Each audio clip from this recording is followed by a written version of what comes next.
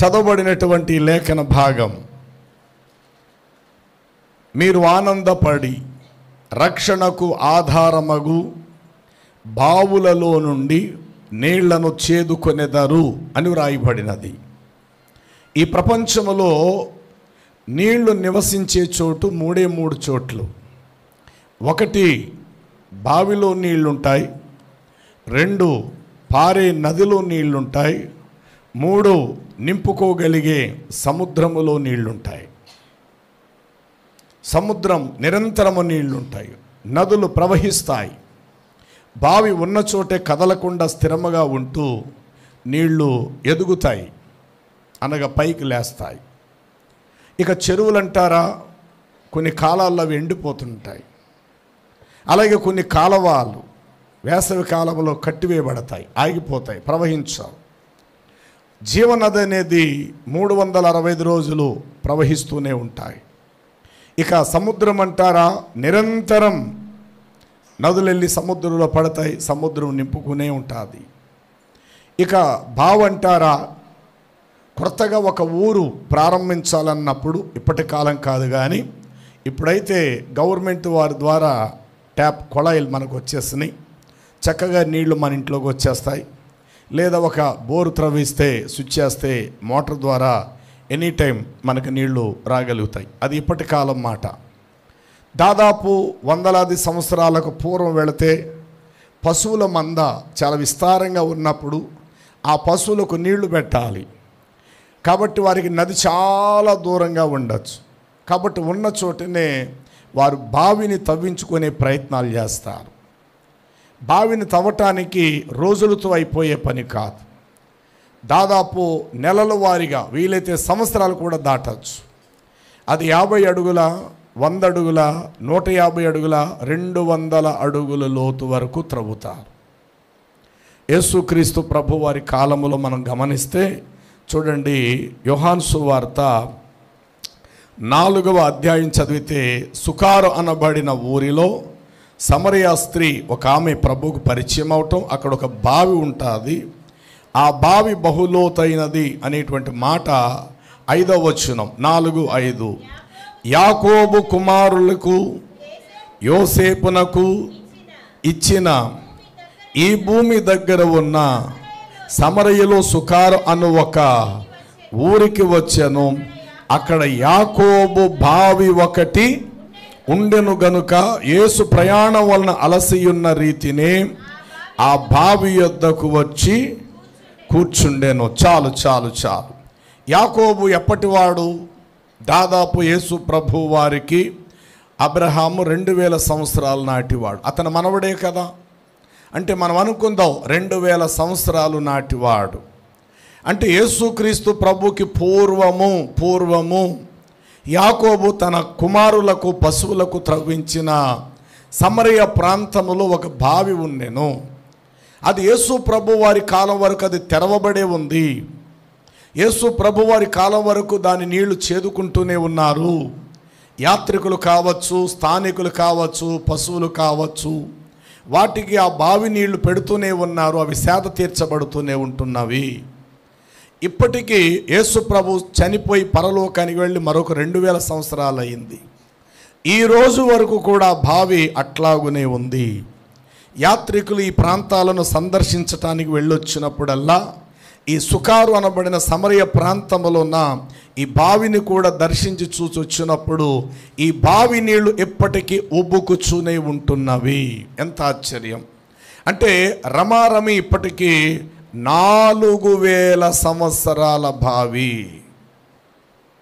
4000 సంవత్సరాల నుండి ఈ బావి నీళ్లు ఉత్పత్తి అవుతూ కోట్ల కొలది ప్రజలకు, స్థానికులని లేదు, పరదేశులని లేదు, పశువులని లేదు, పంటలని లేదు, అన్నిటికీ కూడా ఈ బావి సేద తీరుస్తూ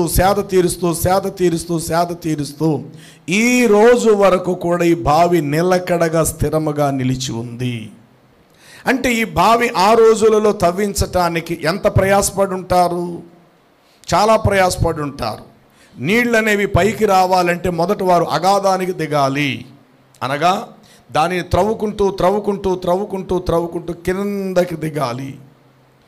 50 అడుగులు దిగచ్చు, నీళ్లు పడకపోతే ఇంకో 50 అడుగులు దిగవచ్చు, ఇంకా నీళ్లు పడలేదంటే ఇంకో 100 అడుగులు దిగవచ్చు.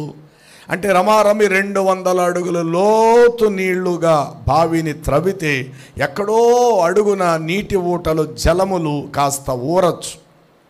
అప్పుడు తవ్వే వారికి ఊరట కలుగుతుంది. అమ్మయ్యా, దాదాపు 4-5 సంవత్సరాలు బట్టి మనం త్రవ్వుతున్నావురా బావిని, ఇప్పటికీ నీళ్లు తడి మనకు అందింది.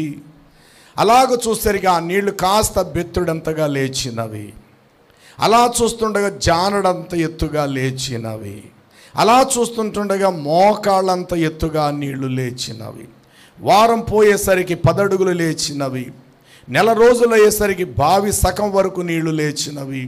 ఒక 2-3 మాసాలు అయ్యేసరికి ఆ నీళ్లు 200 అడుగులు ఎత్తుకు అంచుమట్టుకు, అంటే ఇలా నీళ్లు తీసుకోగలిగేంత ఎత్తు వరకు ఎదిగినవి. అంటే ఆ నీళ్లు అంత పైకంట ఎదిగినవంటే దానిని త్రవ్వినటువంటి వారు ఎంత లోతుకి ప్రమాద స్థాయికి వెళ్ళి పైనుండి కుప్పకూలిపోవచ్చు, రాళ్ళు పడిపోవచ్చు, అగాధములో ఊబిలో దిగినట్లు వాళ్ళు దిగిపోవచ్చు, దిగిన వాళ్ళు మరల పైకి రాలేని పరిస్థితి రావచ్చు. అయినను తెగించి సహించి అక్కడున్న వారికి ప్రాణానికి సేద తీర్చడానికి ఆ బావిని త్రవ్వటం అనేటువంటిది జరిగింది. బావిని ఎలా తవ్వుతారో ఒకసారి మనము చూద్దాం. సంఖ్యాకాండం 21 అధ్యాయము 17వ వచనములో ఇశ్రాయేలీలు అరణ్య మార్గము గుండా వస్తుంటూ ఉన్నప్పుడు అప్పుడు ఇశ్రాయేలీలు ఎలుగెత్తి ఈ పాట పాడిరి. బావి ఓ బావి నీవు ఉబుకుము, ఆ బావిని ఘనపరచండి, కీర్తించండి.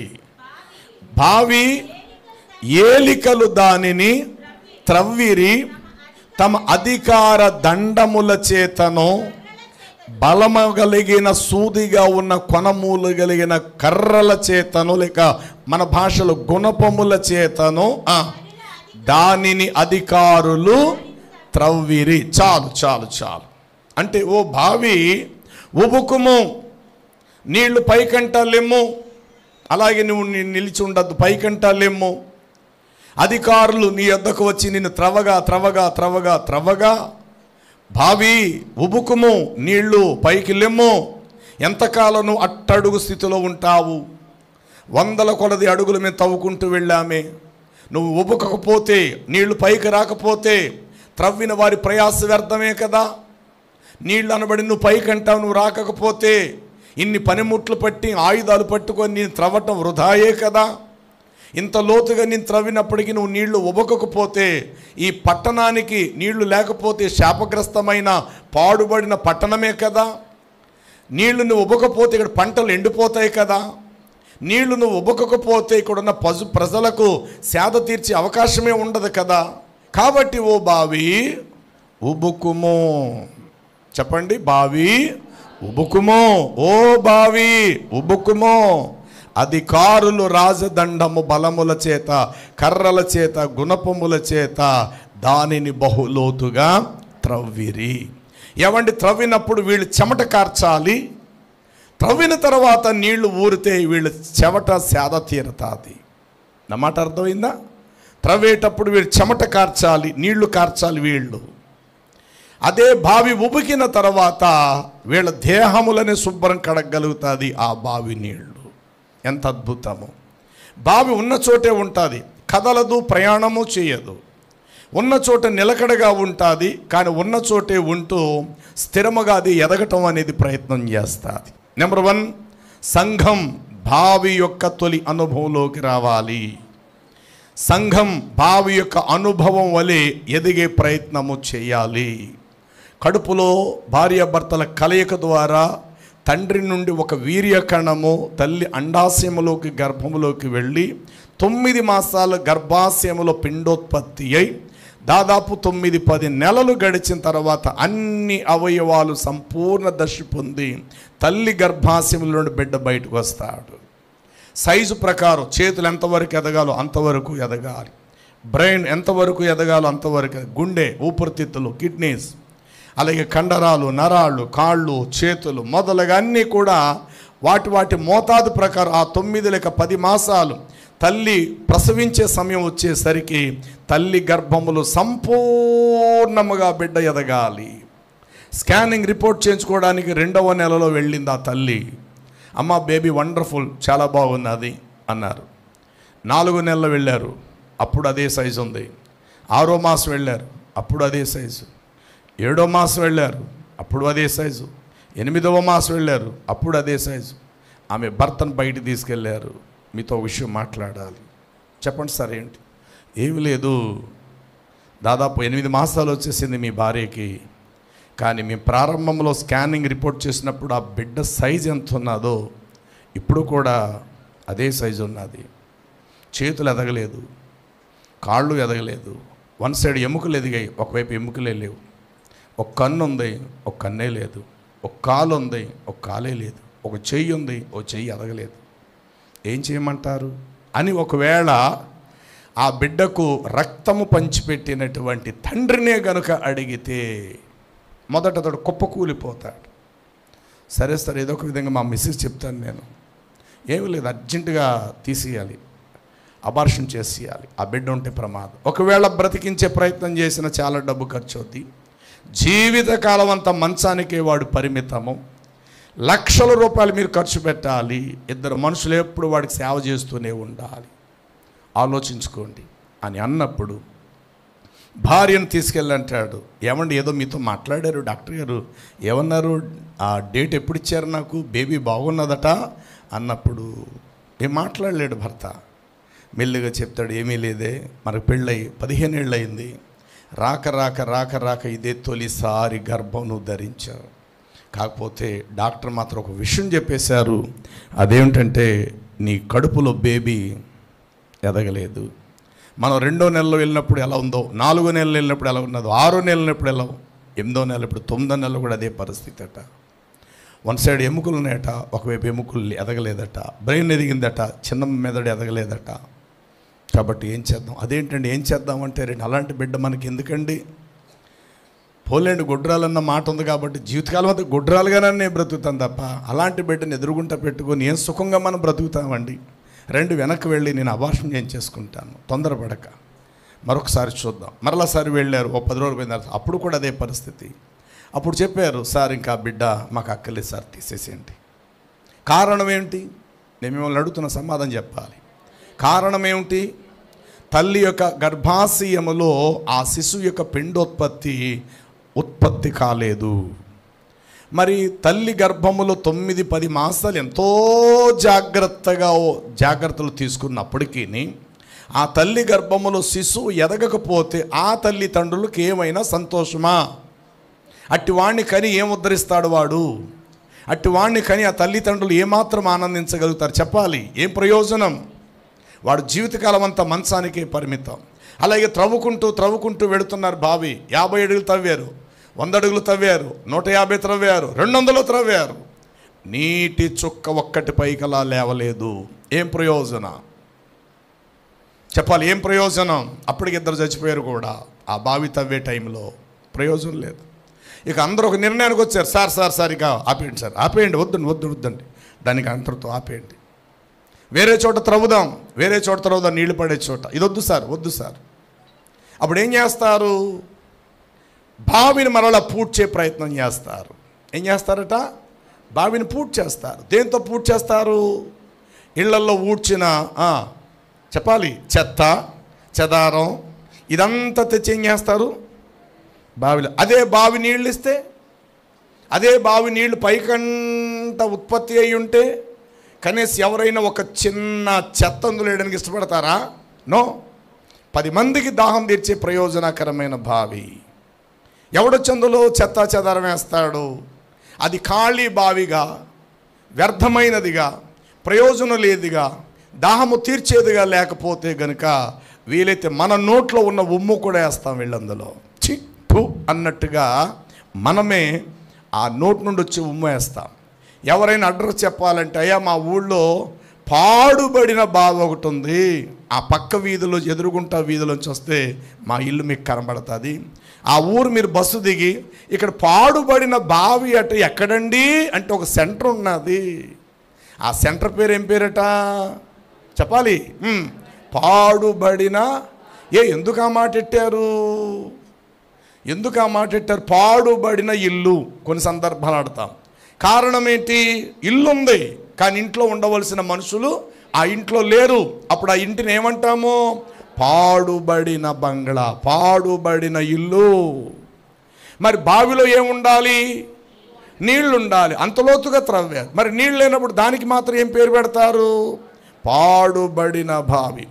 ఇళ్లల్లో ఊళ్ళల్లో ఉన్న చెత్త, మైలు, చెదారం, పెంట, వీలైతే దాని మీద కూర్చొని పువ్వని కూడా మనం మోస్తాం. ఎందుకని? అది ఇవ్వవలసిన నీళ్లు మోతాదు అది ఇవ్వలేదు. త్రవ్వటం అయితే త్రవ్వారు, చాలా బలముగా త్రవ్వారు. 2-3 చనిపోయి ప్రాణ నష్టం కూడా కలిగింది. అయినా సరే ఆ బావి నీళ్లు ఉత్పత్తి కాలేదు. ఎవరికి ప్రయోజనం? బావిలో ఉన్న గుణం ఉన్న చోటే నిలకడగా ఉంటుంది. ఉన్న చోటు నుండి నీటిని ఏం చేస్తుందట? అలాగా పైకి తేలదేస్తుంది. 2 రోజులకి ఒక 10 అడుగులు, ఇంకో 4 రోజులకి ఒక 20 అడుగులు, ఇంకొక 10 రోజులు అయ్యేసరికి ఒక 50 అడుగులు, ఇంకోస్త కొద్ది 10 రోజులు అయ్యేసరికి ఒక 100 అడుగులు. ఆహా, రోజు రోజుకి ఊరు మార్పు చెందొచ్చు. ఊరు తాటేకిళ్ళు వెళ్ళిపోయి అపార్ట్మెంట్స్ కట్టచ్చు, కానీ బావి మాత్రం నిలకడగానే ఉంటుంది. ఇక్కడ మీరు చదివిన ఈ బావి ఎప్పటిది? 4000 సంవత్సరాలు నేటికి. యేసు ప్రభు కాలంలో కూడా ఉందా బావి? ఆ బావి తవ్వించిన మహానుభావుడు ఎవరు? యాకోబు. అతడెప్పటి వాడు? యేసునాథుడికి 2000 సంవత్సరాలు నాటివాడు. ఈరోజు కూడా యాత్రికులు సందర్శించి వచ్చినప్పుడు ఆ బావి అదే ప్రకారముగా నిలిచి ఉంది. ఊరు మారిపోయింది, సిటీ మారిపోయింది, పట్టణం మారిపోయింది, విమానాలు ప్రయాణాలు చేస్తున్నాయి, టెక్నాలజీ పెరిగిపోయింది, కానీ బావి మాత్రం ఉండవలసిన చోటే స్థిరముగా నిలిచి ఉంది. నెంబర్ 1, ఈ బావి యొక్క అనుభవం సంఘములో ఒక విశ్వాసికి సాదృశ్యం. ఎక్కడైతే ఒక నీటి ఊటగా నీ ఉత్పత్తి అయినావో, ఎక్కడైతే నేను వాక్యము చేత గుణపముల చేత నేను త్రవ్వినారో, నీ లోపల ఉన్న రాళ్ళు చెత్త చెదరవంతా వేరి పారేసినారో, ఎక్కడికొస్తే నీవు రక్షించబడినావో, ఎక్కడికైతే వస్తే నీ కొరకు ప్రార్థన చేసి బాప్తిస్మం ఇచ్చి ప్రభు శరీరము నీకు ఇక్కడ అందచేస్తుంటున్నారో, ఉన్న చోటనే ఉంటూ నిలకడగా నువ్వు ఎదగటం నువ్వు నేర్చుకోవాలి. ఎక్కడైతే నువ్వు రక్షించబడ్డావు, తొలిట నీకు దేవుని మాట ఎక్కడ అందించబడినది, ఏ స్థలములో దేవుని వాక్యం నీకు అందించబడినది. ఇప్పుడు సంఘములో సేవకుడు లేకపోవచ్చు, కానీ సంఘములో క్రీస్తు లేకపోలేదు. ఆయన నిత్యం ఇక్కడ ఉండువాడు. మనుషులు మారచ్చు. ఈరోజు నా సంఘానికి నేను కాపాడి, రేపటి రోజు నేనుండను, ఇంకొకరు ఎవరో ఉంటారు, కానీ సంఘం మారదే, సహవాసం మారదే. మనుషులు మారచ్చు, కానీ ఆ స్థలం మాత్రం దేవునికి ప్రతిష్ఠించబడినదే. కాబట్టి ఎక్కడైతే మనకు మొదటి బీజం విత్తనం విత్తబడినదో, ఉన్న చోటే నిలకడగా ఉంటూ ఆ ఉన్న చోటు నుండి ఎదగటము మనము నేర్చుకోవాలి. తల్లి గర్భాశయములు శిశువు ఎదగకపోతే ఆ శిశువు వల్ల ప్రయోజనం ఏంది చెప్పాలి. ఒకవేళ పుట్టాడు అనుకుంది, అందమైన బిడ్డగా పుట్టాడు, 15 ఏళ్ళయింది పెళ్ళై, అందమైన బిడ్డ పుట్టాడు, మొదటి సంవత్సరం పుట్టినరోజు గ్రాండ్గా చేసుకున్నారు. అబ్బా, ఊరు వాడ పట్టణాల్లో నుండి ఎక్కడెక్కడి నుంచో బంధువులు ఒక 5,000 మంది వచ్చేసారు. అబ్బో, గొలుసులు ఉంగరాలు, అబ్బాబాబా, పిల్లవాడికి బహుకరించేశారు. దాదాపు ఆ ఫంక్షన్ 2 రోజులు పట్టింది పూర్తయ్యేసరికి. అందరూ వెళ్ళిపోయారు, భార్యాభర్తలు పడుకున్నారు, మధ్యలో ఆ బిడ్డను వేసుకొని ఇలా అంటున్నారు, ఏవండి మొదటి సంవత్సరం పుట్టినరోజు చాలా గ్రాండ్గా జరిగింది కదండి, మనం ఎవరైతే రామనుకున్న వాళ్ళందరూ వచ్చేసారు కదండి, అయ్యి బాబు ఏం బంగారం పెట్టారండి మన పిల్లోడికి, అయ్యి బాబు ఏం దుస్తులు తెచ్చారండి అని సంబరపడిపోతున్నారు ఈ అమ్మా నాన్న. ఎవరిని చూసుకొని? ఆ పిల్లోడిని మధ్యలో వేసుకొని ఆనందిస్తున్నారు. నిద్రపోయారు. మరలా వచ్చే సంవత్సరం వచ్చింది, పిల్లోడికి పుట్టినరోజు చేయాల, పిల్లోడైతే ఉన్నాడు పుట్టినరోజు చేయాల. ఇంకో సంవత్సరం వచ్చింది, పిల్లవాడికి పుట్టినరోజు చేయలేదు, కానీ పిల్లోడైతే ఉన్నాడు. నాలంటోడు ఎవడు అడిగాడు, అమ్మ ఏంటి మరి మీ బాబుకి పుట్టినరోజు చేయరా? మరి మొదటి సంవత్సరం ఊరందరికీ భోజనాలు పెట్టేశారు మీరు, ఎక్కడెక్కడి నుంచో విమానాల్లో నుంచి పెద్ద పెద్ద చోట్ల నుండి విదేశాల నుండి వచ్చేసారు కదా మీ బాబు పుట్టినరోజుకి. గత సంవత్సరం చేయలేదు, ఈ సంవత్సరం చేయలేదు, మొన్న సంవత్సరం చేయలేదు, ఏంటమ్మా కారణం అని నాలాంటి ఎవడో అడిగాడు. ఆవిడ కళ్ళంట నీళ్లు పెట్టుకొని అంటుంది, ఏం చెప్తామండి అయ్యా, మొదటి సంవత్సరం బాబు ఎంత ఉన్నాడో, రెండో సంవత్సరం అంతే ఉన్నాడు, మూడో సంవత్సరం అంతే అన్నాడు, ఒకసారి మా ఇంటికి వచ్చి చూడండి అన్నాడు. నాలంటోడు వెళ్ళి చూశాడు. చూసేసరికి పడక మీద ఇంతే ఉన్నాడు. పళ్ళు వచ్చేసి తలక ఇంత ఉంది, చేతులు మాత్రం ఇంతే ఉన్నాయి. నేను అడిగిన, ఏంటమ్మా మీ బాబేనా? ఏంటి మొదటిసారి మేము పుట్టినరోజుకి వచ్చినప్పుడు ఇలా లేడే, చాలా బాగున్నాడే. మేము అలాగే అనుకున్నామయ్యా. ఆ తర్వాత ఎందుకు పిల్లడు ఎందుకు ఎదగట్లేదని చెప్పి వెళితే వెన్నెల మొక్కలో బలం లేదన్నాడు, బ్రెయిన్ మెచ్యూరిటీ కాలేదన్నారు.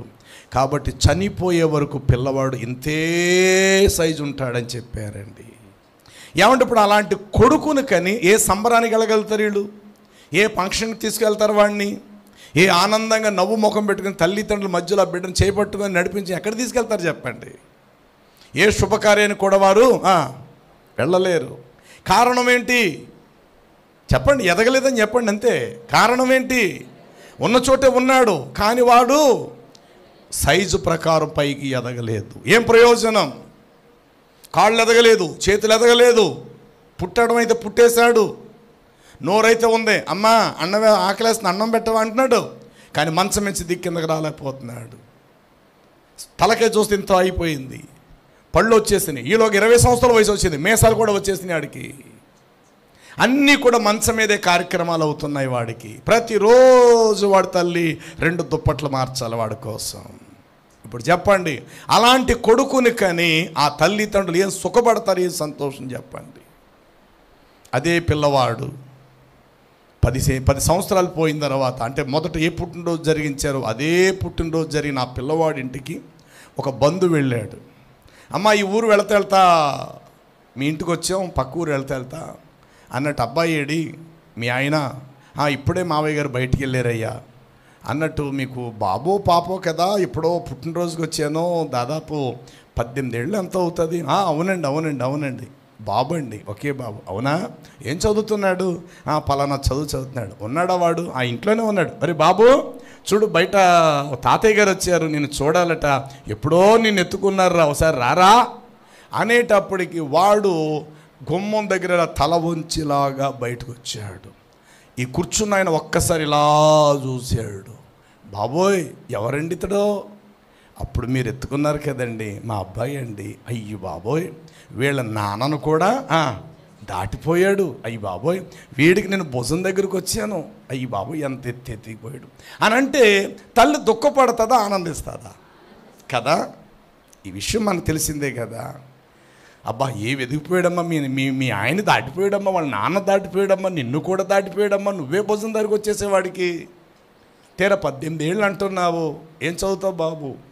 నేనండి పోలీస్ ఆఫీసర్ని చదవాలనుకుంటున్నాను సార్, లేదా మిలిటరీగా నేను వెళ్ళిపోవాలనుకుంటున్నాను సార్. అయ్యి బాబాయ్, నిజంగా నీ శరీర దృఢత్వానికి నువ్వు మంచి జాబ్ ఎన్నుకుంటున్నావు బాబు, శబాష్ అంటే వాడి దృఢత్వాన్ని బట్టి, వాడి ఎత్తరితనాన్ని బట్టి, వాడు ఎదుగుదలను బట్టి, ఎముకల్లో పుష్టుతనాన్ని బట్టి ఆ తల్లిదండ్రులు ఏం మురిసిపోతారో, ఏం ఆనందపడిపోతారో. నీ కొడుకు నిన్ను దాటిపోయాడమ్మా, నీ కొడుకుకి నువ్వే భుజం దగ్గరికి వచ్చేసావానంటే ఆ తల్లి ఏం మురిసిపోతాదో, నా కొడుకు అంత పెద్దోడైపోయాడు. మరి అదే కొడుకు మంచం మీద ఇంతుంటే చెప్పాలి, అదే కొడుకు మంచం మీద ఇంతుంటే ఆ తల్లి ఏమైపోవాలి కదా. ఆ మాటకొస్తే ఇది దేవుని యొక్క గర్భాశయము. మందిరము అనేది దేవుని యొక్క గర్భాశయము. ఇందులోకి మనము ఒక విత్తనముగా వచ్చి పడ్డాము గత కొంతకాలం క్రితం. ఆ రోజుల్లో బైబిల్ మనకు తెలియదు, ప్రార్థన తెలియదు, వాక్యం అంటే తెలియదు, ప్రభు రక్షణ అంటే ఏంటో మనకు తెలియదు. అది ప్రారంభ దశ, ప్రారంభ రోజులు. ఎవరో మనకు చెప్పారు, అమ్మ మీరు కష్టంలో ఉన్నారా, రండి పక్కనే మందిరం ప్రార్థనకి రండి అని ఎవరో పరిచయం చేశారు మనల్ని. ఆ విధంగా మనం వచ్చి పడ్డాము. ఇక్కడ పడి మనం 10 ఏళ్ళు అయి ఉండొచ్చు, 15 ఏళ్ళు అయి ఉండొచ్చు, 20 ఏళ్ళు అయి ఉండొచ్చు, సీనియర్లు అయి ఉండొచ్చు గాక ఇక్కడ ఈ స్థలములో. కానీ మనం ఎదిగింది ఏది? ఎదిగే కొలది బరువులు కూడా నువ్వు ఎత్తుకోవాలి, ఎదిగే కొలది బాధ్యతలు కూడా నువ్వు వహించాలి. ఇప్పుడు కూడా వాడు గోళిక్కాయలు ఆటలాడుతూ పిల్లోళ్ళలాగే ఉంటే చూసిన వాళ్ళు అంటారు, ఏమిటమ్మా పిల్లోడికి 20 ఏళ్ళ వయసు వచ్చింది, కనీసం ఏం పని చేయటమ్మా, చిన్న పిల్లలతో ఎటకారంగా గోళిక్కాయలు. ఏం చెప్తాం బాబు, వాడు బ్రెయిన్ ఎదగలేదట. ఎంతమంది డాక్టర్ దగ్గరికి వెళ్ళినా ఇంకా పిల్లోడు చేస్తలే. ఇప్పుడు కూడా ఒంటి మీద బట్టలు ఉన్నాయో లేదో కూడా వాడికి తెలియదమ్మా. మనిషి మాత్రం ఎదిగిపోయాడు కానీ బుద్ధి జ్ఞానం ఎదగలేదు. ఏమంటే ఇలాగ చాలా సందర్భాల్లో మనుషులు చూస్తాం. శరీరం దృఢత్వం ఎదగచ్చు కానీ జ్ఞానం ఎదగలేని వారు కొంతమంది ఉంటారు. కొంతమంది అవయవాలు కూడా ఎదగలేనటువంటి వారుగా ఉంటారు. సంఘములో కూడా సంవత్సరాలు తరబడి దేవుని మందిరానికి వస్తారు. సంఘములో దేవుని ఆశయం, దేవుని దృఢత్వం, దేవుని సంకల్పం, దేవుని ఉద్దేశం, దేవుని ప్రణాళిక, దేవుని ఆదేశాలు ఏంటి ఇక్కడ అనేటువంటి ఎందుకో అంతగా తెలుసుకోరు. ప్రార్థనకి వెళ్ళామా వచ్చేసామా, వాక్యం విన్నామా వచ్చేసామా అన్నంతవరకే బాధ్యత వహిస్తారు తప్ప, అవును ఇది నా దేవుని యొక్క ఇల్లు, నా ఇంట్లో నేను జమీందారుని కావచ్చు, ఈ ఇంటికి దేవుడే జమీందారి, నా ఇంట్లో ఎంతోమంది పని మనుషులు ఉన్నట్లు దేవుని ఇంట్లో నేను కూడా ఒక పని మనిషినే. కాబట్టి దేవుని మందిరం యొక్క లోటు, దేవుని మందిర అక్కర, దేవుని మందిరకి అవసరతలేమిటి అని గుర్తించగలిగిన వారు జ్ఞానైశ్వర్యములో దినాభివృద్ధి చెందిన వారితో సమానం. సంఘములో ఎప్పుడైతే నువ్వు బరువు మోస్తావో, కాడిని ఎత్తుకోగలుగుతావో, శారీరకంగా దృఢత్వము కలిగినటువంటి విశ్వాసతో సంబంధము. కాబట్టి నెంబర్ 1, బావి యొక్క గుణం ఎదుగుదల. చెప్పండి, బావి యొక్క గుణము. ఎక్కడో నువ్వు ఒక విత్తనం విత్తావు, కొంతకాలం అయిన తర్వాత అది మొక్క అయింది, చెట్టు అయింది, తర్వాత వృక్షం అయ్యింది. మొక్క వేరు, చెట్టు వేరు, మహావృక్షము వేరు. అబ్బా బాబా, మహావృక్షంగా ఎదిగిపోయింది. ప్రారంభంలో ఒక చిన్న విత్తనమే. అలాగే దేవుని మందిరానికి వచ్చినప్పుడు మనకి ఏమీ అర్థం కాదు, ఏమీ తెలియదు, విశ్వాసులమే, ఒక చిన్న విత్తనంతో సమానమే. ఆ తర్వాత వృక్షము పెరిగి పెద్దదై దాని నాటి యజమానుడికి తన ఫలాలను అందించే స్థాయికి ఆ వృక్షం ఎదిగింది. తగిన వయసు వచ్చేసరికి తల్లిదండ్రులకు తోడ్పడేటువంటి బిడ్డగా యుక్త వయసులో ఎదగాలి. అమ్మతో చెప్పాలి, అమ్మ ఇక నువ్వు పనికి వెళ్ళకే, ఏ ఇంట్లో పాస్ పనికి నువ్వు వెళ్ళక, నేను చూసుకుంటాను కదమ్మా, నేను చూసుకుంటాను. నాన్న కూడా వెళ్ళొద్దని చెప్పు, నాన్నను కూడా వెళ్ళొద్దని చెప్పు, నాకు మంచి జాబ్ ఒకటి వస్తుంది, నేను చదువుకున్నాను కదా, నేను మిమ్మల్ని వద్దురా కొడుక, ఏం కష్టపడి పెడతావు, లేదమ్మా నువ్వు ఇల్లు మాత్రం దాటి వెళ్ళొద్దు. అదండి బాధ్యత వహించిన కుమారుడు. ఎదిగాడు, వాడు పెద్దవాడయ్యాడు. తాగినంతకాలం అమ్మ పాలు తాగుతూనే ఉన్నాడు, తిన్నంతకాలం తండ్రి కష్టపడిన కష్టాన్ని తింటూనే వచ్చాడు. కానీ తగిన యుక్త వయసు వచ్చినప్పుడు ఇంకా తినే ప్రయత్నంలో లేడు, వాడు పెట్టే స్థాయిలో వాడు ఉన్నాడు. అమ్మను నాన్నను జాగ్రత్తగా చూసుకోగలిగే స్థాయికి వాడు పెరిగాడు. కాబట్టి ఒక బావి యొక్క అనుభవం ఏమిటంటే నెంబర్ 1 ఎదుగుదల. జానడు నీళ్లు, 2 జానడు నీళ్లు, 2 అడుగుల నీళ్లు, 5 అడుగుల నీళ్లు, 10 అడుగుల నీళ్లు, 50 అడుగుల నీళ్లు, 100 అడుగుల నీళ్లు, ఆ తర్వాత బావి నిండగా నీళ్లు ఊరిపోయినవి. జస్ట్ నువ్వు ఇలా చెయ్యట్టే ఇలా నీళ్ళు అందేస్తాయి. కాబట్టి సంఘములో స్థిరత్వము కలిగి ఉన్న చోటే ఉంటూ బావిన ప్రయాణాలు చేస్తుందా? చెప్పాలి. మీరు ఏ ఊరిలోనే బావిని చూసారా? చూశారు. మరలా మీరు ఊరు వెళ్తే బావి అక్కడే ఉంటుందా, ఇంకో ఊరు వెళ్ళిపోయి ఉంటుందా? ఎస్, ఉన్న చోటే ఉంటుంది, ఉన్న చోటే ఉంటుంది నిలకడగా. తన యొద్దకు వచ్చే వారికి మాత్రం అది సేద తీర్చేదిగా ఉంటుంది. అలాగే సంఘములో నువ్వు నిలకడగా నీవు ఉండాలి. నీ ఇంటి దరిదాపుల్లోకి ఎవరైతే నీ స్వజనులు, నీ బంధువులు వస్తారో వారి ప్రాణానికి సేద తీరుస్తూ దేవుని సన్నిధికి నడిపించే సాధనముగా నీవు ఉండాలి. సమరయ స్త్రీ వెళ్ళింది, ఊర్లోకి పోయింది, ఊళ్ళో ఉన్న వాళ్ళందరినీ ఎక్కడ తీసుకొచ్చిందంటే యేసు ప్రభువు ఉన్న ఆ బావి యొద్దకు తీసుకొని వచ్చింది. కారణం, అప్పటి వరకు మెచ్యూరిటీ కాల ఎదగలేదామే, ఒక పాపాత్మురాలే కావచ్చు ఆమె. ఆ సమయంలో ఆమె గ్రహించినది, ఎదిగినది. అవును కదా, నేను ఫలానా, అయ్యో నా జీవితం సరైనది కాదు, బ్రతికే కొద్ది కాలమైన నా ప్రభు కోసం నేను జీవించాలని తృష్ణతో ఆ ఊరి వారిలోకి వెళ్ళి చెప్పింది. నేను చేసినవన్నీ నాతో చెప్పిన వాడిని వచ్చి మీరు కలుసుకొనండి, మీరు కూడా రండి అని చెప్పి ఊరినే కదిలించి ప్రభు యొద్దకు తీసుకురాగలిగింది. దేవునికి స్తోత్రం. కాబట్టి ప్రియులారా, అక్కడ ప్రభువుకు ఆమెకు మధ్య సాక్షి ఎవరంటే ఆ సుకార్ అనబడిన సమరయలో ఉన్న బావే సాక్ష్యము. కాబట్టి మీరు ఆనందపడి రక్షణకు ఆధారమగు బావిలో నుండి నీళ్లను మీరు చేదుకొనెదరు అని యెషయాలో మనం చూస్తున్నాం మాట. కాబట్టి నెంబర్ 1, సంఘములో ఒక విశ్వాసి ఉన్న చోటి నిలకడగా ఉంటూ దినాభివృద్ధి చెందుతూ ఆత్మీయ జీవితములు దినదినమును ఎదుగుతూ ఉండాలి. ఎదిగే కొలది బాధ్యతలను పొందాలి. ఎదిగే కొలది బరువులు మోసే వ్యక్తిగా నీ ఉండాలి. ఎదిగే కొలది సంఘము యొక్క క్షేమం, సంఘము యొక్క అవసరతలను నువ్వు గుర్తించేటువంటి స్థాయికి నువ్వు ఎదగాలి. ఎక్కడైతే నీకు విత్తనం పడినదో, ఎక్కడైతే నిన్ను త్రవ్వారో వాక్యం చేత, అక్కడే నీ ఉంటూ నిలకడగా నువ్వు ఎదిగి అనేకులకు నీ తడిని, నీ జీవాన్ని, నీ నీళ్లను ఇతరులకు సేద తీర్చే స్థాయిలో నీ ఉండాలి. ఇంత త్రవ్వినా, ఏళ్ల తరబడి వాక్యం లేపై గుణపములతో త్రవ్వినా అందులో నీళ్లు లేకపోతే ఏం ప్రయోజనం చెప్పండి? ఆ బావి వల్ల ఎవరికైనా ప్రయోజనం ఉంటుందా?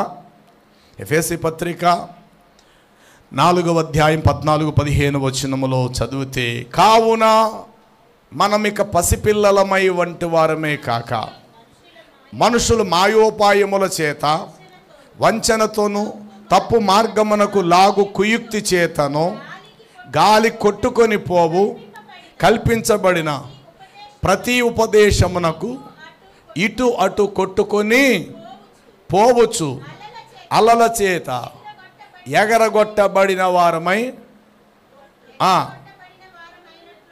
ఉండక ప్రేమ కలిగి సత్యమునే చెప్పుచు క్రీస్తువలే ఉండుటకు మనం అన్ని విషయములలో ఎదుగుదుము. మొదటి మాట ఏం రాయబడింది? మనమికను, అది ఆ మాట కావాలి. మనము ఇకను, ఇంకా కాలం గడిచే కొలది ఇంకనూ పసిపిల్లలే. ఇంకా పాలు తాగుతావా నీవు? నోటి నిండా పళ్ళు వచ్చేసేసాయి. వయసు చూస్తే ఏమో అప్పుడే 10-15 ఏళ్ళు వచ్చినాయి. ఇంకా అమ్మ పాలు తాగడానికి కూర్చుంటావా? నో, అమ్మను పోషించే స్థాయిలోకి నువ్వు రావాలి. కావున ఇంకను మనం పసిపిల్లలమై ఉన్నట్టు గాలికి కొట్టబడిన ఎగిరిపడే తరంగములు పోలిన వారమైనట్లుగా కాక, కల్పించబడిన ప్రతి ఉపదేశానికి అక్కడేదో జరిగిందట, ఇక్కడేదో జరిగిందట, అక్కడ అద్భుతాలట, ఇక్కడ అద్భుతాలట, అక్కడేమో నూనె రాస్తే అద్భుతం జరుగుద్దట, ఇక్కడేమో కచ్చిపు తెచ్చుకుంటే అద్భుతం జరుగుద్దట, అక్కడ మట్టి తెచ్చుకొని రాసుకుంటే రోగాలు పోతాయట. కల్పించబడిన ప్రతి ఉపదేశమునకు ఇటు అటు పరుగులు తీసేవారిగా కాక, ప్రేమ కలిగి సత్యమునే చెప్పుచు అచ్చము క్రీస్తులాగా ఉండుటకు మనం అన్ని విషయములలో, ఒక విషయములో కాదుగాక, నిరీక్షణలో, విశ్వాసములో, భక్తిలో, పరిశుద్ధతలో, దేవునికి తోడ్పడుటలో, సంఘం యొక్క భారాన్ని నెత్తి మీద ఎత్తుకోవటంలో, అన్ని విషయములో మనం ఏం చేయుదమో ఎదుగుదుము. నీళ్ళు ఎదిగయా, ఎదగలేదా బావిలోవి? కాబట్టి అక్కడ మిరియాము, మోషే, అహరోను, ఇశ్రాయేలీలు దానికి ఈ పేరు పెట్టిరి, బావిని గణపరచుడి, బావిని కీర్తించండి. ఎందుకు కీర్తించాలి? ఆ బావి నీళ్లు అనేకులకు సేద తీర్చేదిగా ఉంది కాబట్టి ఆ బావిని ఏం చెయ్యండి? కీర్తించండి, దానిని కొనియాడండి, ఆ బావిని గణపరచండి. ఎందుకంటే ఏలికలు దానిని త్రవ్విరి, ఎంత త్రవ్విరో అంతగా పైకెదుగుతూ వచ్చింది. దేవుని వాక్యం కూడా అప్పుడప్పుడు మనం త్రవ్వుతాది, మన బ్రతుకులను త్రవ్వుతాది, మన జీవితాలను త్రవ్వుతాది. ఎక్కడో ఎవరికి కనబడలేని, ఎక్కడో దాచబడిన చోటికి వాక్యం ప్రయాణం చేస్తుంది. దేవుని వాక్యం ఎటువంటి ఖడ్గము కంటే వాడిగలదే, ప్రాణాత్మ దేహములను విభజించినంత మట్టుకు లోపలకు దూచుకొని వెళ్ళి మనసు, హృదయం యొక్క తలంపులను వెతికి బయటకు తీసుకొని వస్తుంది. వాక్యం చెప్తున్నప్పుడు లోతైన మాటలు చెప్తున్నాడు, దాన్ని అర్థం చేసుకోవడానికి ప్రయత్నం చేయాలి. ఆవేశపడవద్దు. కొన్ని సందర్భాలు అదే వాక్యం నిన్ను ఆదరిస్తుంది, అదే వాక్యం కొన్ని సందర్భాలు నిన్ను హెచ్చరిస్తుంది కూడా.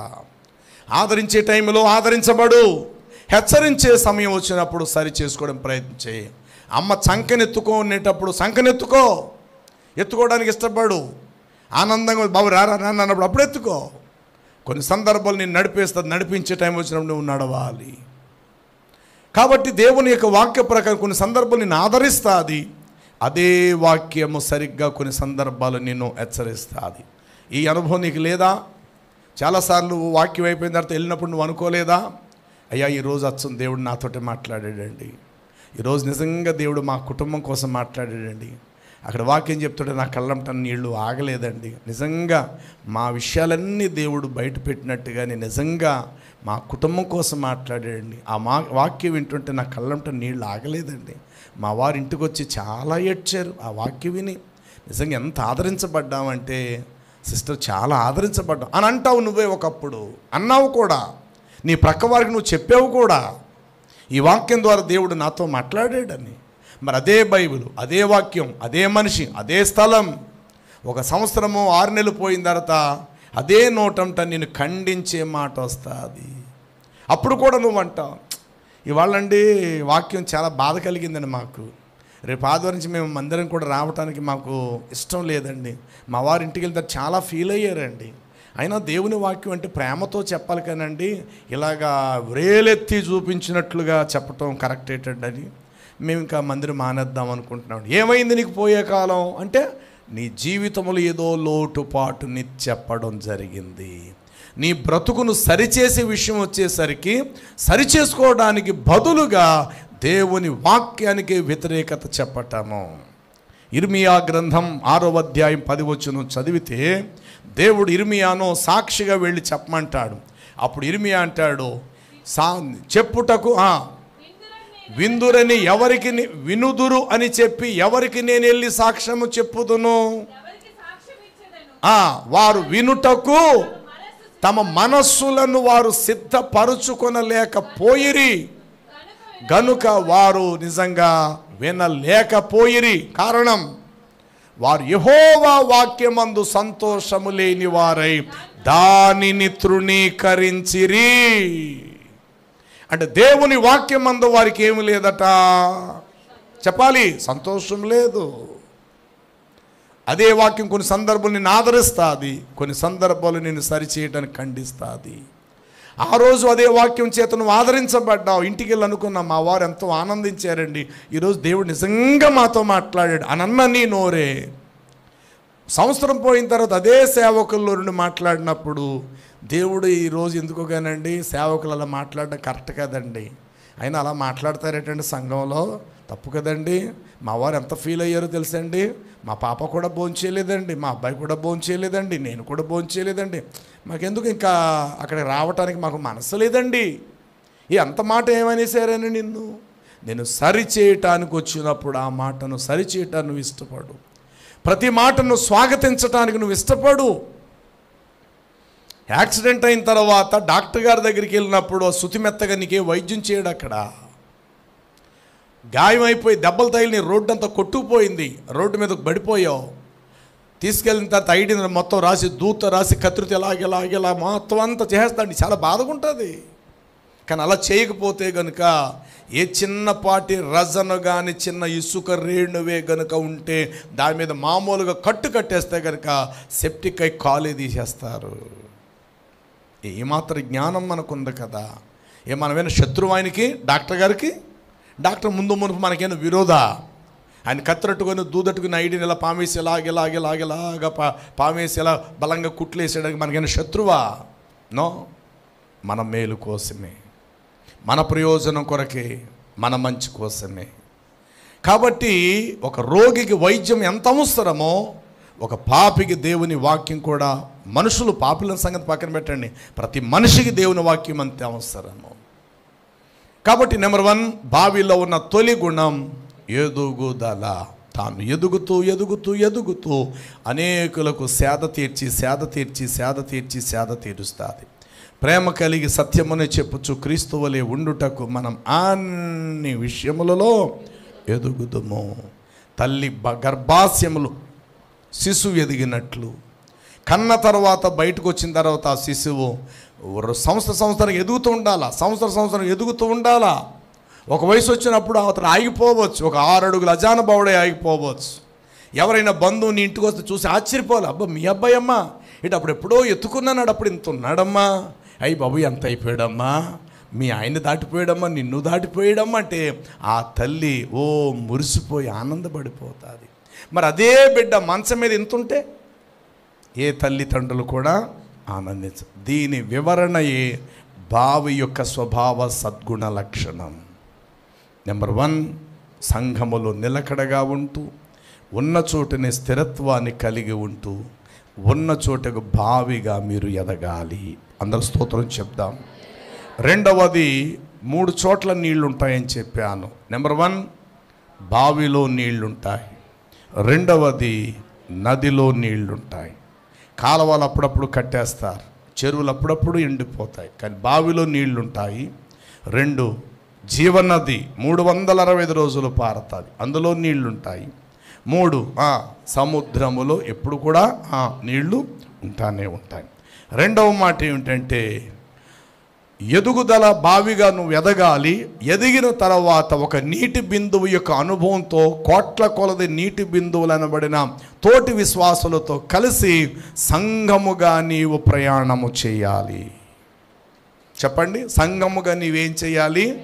నదిలో ఒక నీటి బొట్టుగా నీవు కూడా, నదిలో ఒక నీటి బొట్టుగా, నీటి బిందువుగా నీవు కూడా ఉండి, నది ఎటు ప్రయాణం చేస్తుందో, నది ఎంత దూరం ప్రయాణం చేస్తుందో ఆ నదితో కలిసి నువ్వు సాగనంపబడాలి. ఇక్కడ నది సంఘం, బావి ఒక విశ్వాసి, సింగిల్గా ఉంటుంది కాబట్టి. నది అలా కాదు, నదికి అనేకమైన ఉపనదులు కలుస్తూ ఉంటాయి. ఇప్పుడు మా ప్రాంతంలో గోదావరి ఉంది, ఎక్కడో నాసిక్ మహారాష్ట్ర నుండి బయలుదేరుతుంది. అలాగ తెలంగాణ మీద నుంచి మహారాష్ట్ర నుండి తెలంగాణ మీద నుండి అలాగా ఈ తూర్పు గోదావరి జిల్లా రాజమండ్రి నుంచి అలాగ అటు యానం, అలాగే అటు నర్సాపురం, వాడల రేవు, ఆయా ప్రాంతాలకు అది అలా చీలిపోయి అలాగే వెళ్ళి సముద్రంలో ఎండ్ అవుతుంది, సముద్రంలో కలిసిపోతుంది. మరి వచ్చేటువంటి దారి మధ్యలో ఎన్ని వన్యప్రాణులకు, ఎన్ని అరణ్య పశువులకు, ఎన్ని పంటలకు, ఎన్ని పొలాలకు, ఎంతమందికి ఆ నది సేద తీరుస్తుంది. నది ఎన్నో మలుపులు తిరుగుతుంది, కానీ నీటికి వంకర లేదు. నది మాత్రం మలుపులు తిరుగుతూ ఒక చోటుకు వస్తుంది, ఒక చోటుకి వెళ్ళి ఎండ్ అయిపోతుంది, అక్కడితో క్లోజ్. అయితే ఎంత దూరం ప్రయాణం చేసినా నది ఎప్పటికీ అలిసిపోవటం అనేటువంటిది లేదు. నది ఎప్పుడు కూడా ఎవరిని దాహానికి నీళ్ళు అడగదు.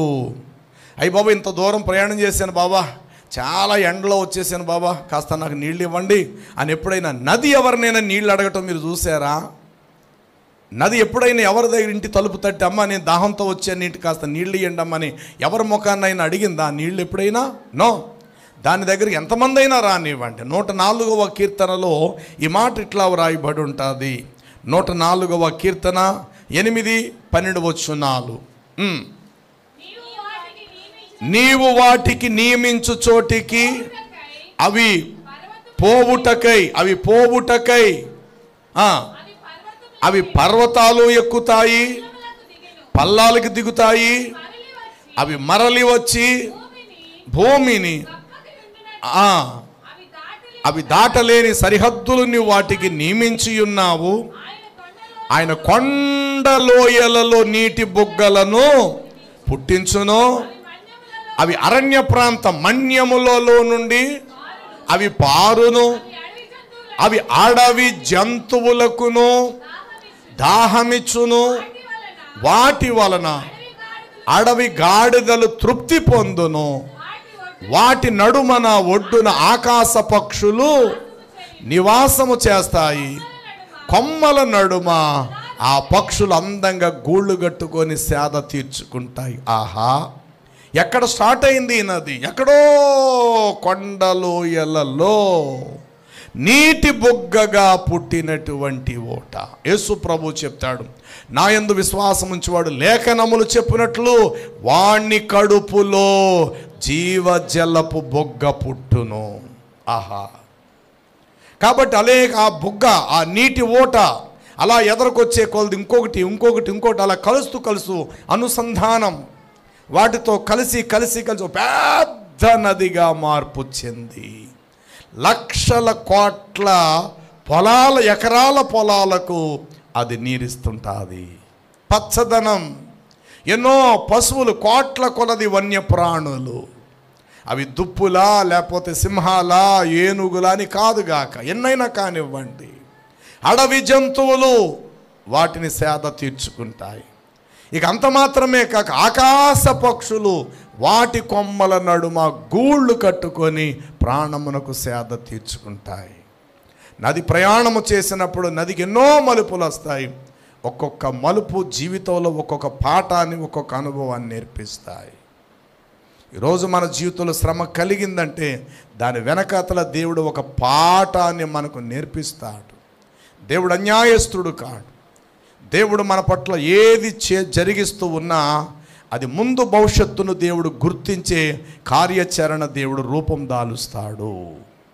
ఇర్మియా గ్రంథము 16వ అధ్యాయము చివరి మాట మీరు చదివితే అక్కడ అంటాడు, నా నామం యెహోవా అని ఈసారి నా ప్రజలు తెలుసుకొనినట్లు ఈసారి నేను వారికి అనుభవమును కలుగజేతును. ఒక్క నిమిషం, ఏం కలుగజేతును? ఏమంటే అనుభవం చాలా విలువైనది. అనుభవం లేని భక్తి, అనుభవం లేని ప్రార్థనా జీవితం, అనుభవం లేని దుఃఖం లేక అవమానం లేక ఆకలి బాధలు, ఆకలి దప్పికలు అసలు కానే కావు. అనుభవముతో కూడినదై ఉండాలి. నా వైపు చూడండి. పిల్లలు కనలేని గొడ్రాలకు బిడ్డలను కన్న తల్లికి తేడా ఉందా? ఉందని చెప్పండి. ఉందని చెప్పండి. మీరు అందరూ ఆడవాళ్ళే కదా. ఉంది. కారణం ఏంటి? ప్రసవేదన అంటాడు, దానికి వెళ్దాం. ఎవరికి? గొడ్రాలకి.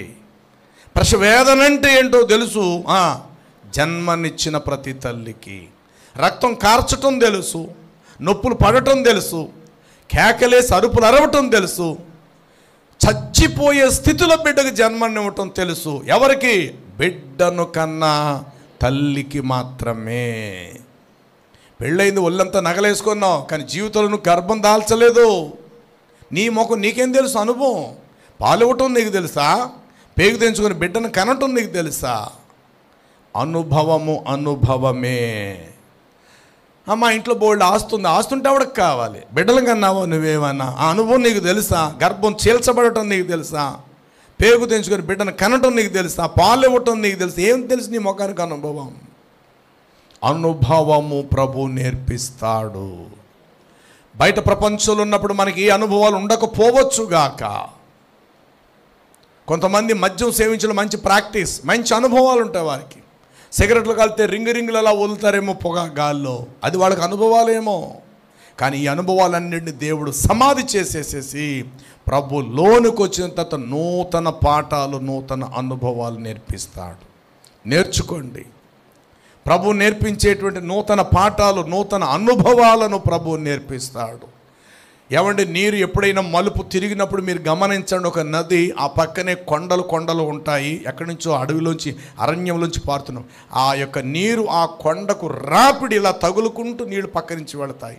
ఇలా వచ్చేసరికి ఆ పక్కన ఇంకో కొండ ఏదో ఉంటుంది, దానికి తగులుకుంటూ పొంగుతూ నీళ్ళు ఇలా ఎగురుతూ ప్రతి గడియలో కూడా దాని పాఠం అంతే. ఒకరోజుతో ఆగిపోయేది కాదు ఈ నది.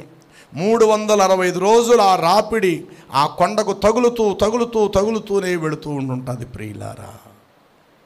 కాబట్టి నది ఎక్కడో స్టార్ట్ అయింది, ఎక్కడికో వెళ్ళి ముగించబడుతుంది, ఎండ్ అవుతుంది. ఈలోగా అది ఏం చేస్తున్నదంటే అనేకులకు ప్రాణానికి సేద తీరుస్తుంది. ఈ నదికి బైబిల్లో ఒక చక్కటి పేరు పెట్టాడు, హబకుకు గ్రంథము. దానియేలు తర్వాత ఉంటుంది. హబకుకు గ్రంథం 3వ అధ్యాయం 10 వచనము. 3వ అధ్యాయము 10 వచనము. నిన్ను చూచి పర్వతములే కంపించును, జలములు ప్రవాహముగా పారతాయి. అవి సముద్ర అగాధము ఘోషించుచు తన చేతుల పైకెత్తును.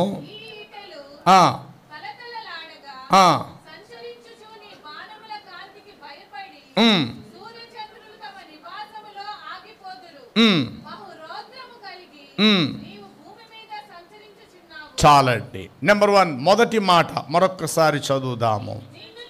నిన్ను చూచి పర్వతములు కంపించును, జలములు ప్రవాహముగా ముందుకు.